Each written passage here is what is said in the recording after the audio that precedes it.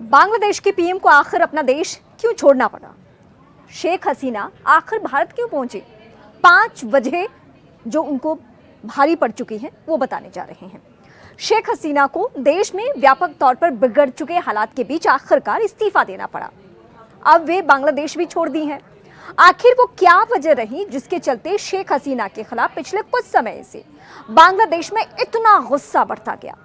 कैसे वे लोकप्रिय से अलोकप्रिय हो गई? कैसे बांग्लादेश में इस तरह के हालात पैदा हो गए? एक एक करके आपको बताने जा रहे हैं। तमाम एक्सपर्ट्स के मुताबिक बांग्लादेश में शेख हसीना की सरकार को लंबे समय से कई नेगेटिव बातों का सामना करना पड़ रहा है।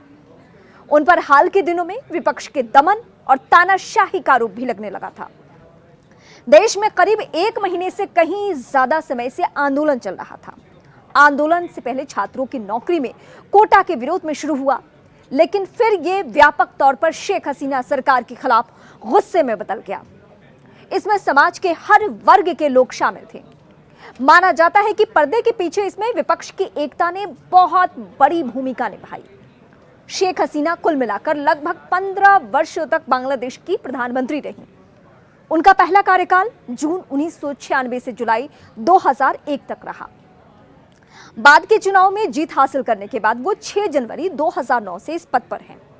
वो बांग्लादेश के इतिहास में सबसे लंबे समय तक काम करने वाली पीएम तो जरूर रही, लेकिन अब जिस तरह से उनका कार्यकाल खत्म हो रहा है वैसा कोई भी प्रधानमंत्री नहीं चाहता होगा।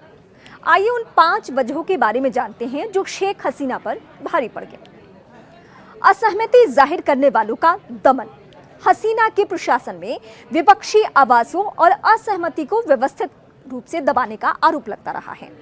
सत्ता में उनके लंबे शासनकाल में विपक्षी नेताओं की गिरफ्तारी, अभिव्यक्ति की स्वतंत्रता का जैसी घटनाएं सामने आई। उन्होंने विपक्षी नेताओं और कार्यकर्ताओं की गिरफ्तारी के साथ साथ विरोध प्रदर्शन को भी दबाने में कहीं कोई कोर कसर नहीं छोड़ी। हाल के विरोध प्रदर्शन में भी उनकी सरकार की प्रतिक्रिया विशेष रूप से हिंसक रही, जिसमें प्रदर्शनकारियों के खिलाफ अत्यधिक बल प्रयोग की खबरें भी आई। बड़े पैमाने पर लोग हताहत भी हुए। लोकतांत्रिक मानदंडों को खत्म कर दिया। आलोचकों का तर्क है कि हसीना की सरकार ने लोकतांत्रिक प्रक्रियाओं और संस्थाओं को कमजोर कर दिया।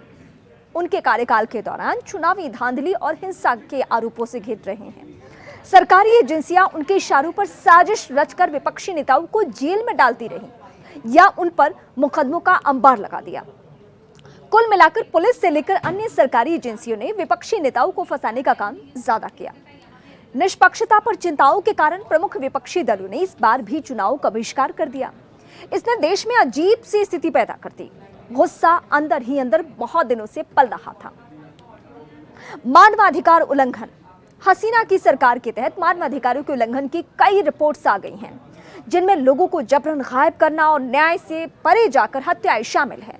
अंतर्राष्ट्रीय संगठन ने इन दुर्व्यवहारों का दस्तावेजीकरण किया है, जिसके परिणाम स्वरूप पश्चिमी देशों ने इन उल्लंघनों से जुड़े कुछ सुरक्षा बलों के खिलाफ प्रतिबंध भी लगा दिए हैं। नौकरियों में आरक्षण। हाल में शेख हसीना सरकार ने नौकरियों में उन लोगों को कोटा दे दिया था जिनके परिवार वालों ने 1971 में देश की आजादी की लड़ाई लड़ी थी। इसके खिलाफ छात्रों का गुस्सा भड़क गया। जगह जगह प्रदर्शन होने लगा।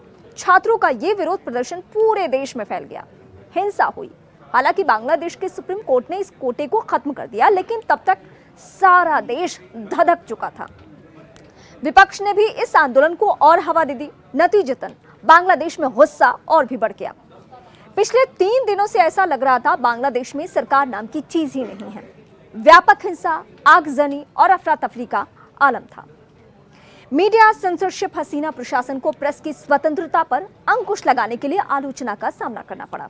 सरकार की आलोचना करने वाले पत्रकारों और मीडिया आउटलेट्स को अक्सर उत्पीड़न, कानूनी कार्रवाई या शटडाउन का सामना करना पड़ा। इससे देश में अभिव्यक्ति की स्वतंत्रता पर प्रतिकूल प्रभाव पड़ा। कई लोगों को सरकारी गतिविधियों पर रिपोर्टिंग करने पर प्रतिकूल प्रभाव पड़ने का डर सताने लगा।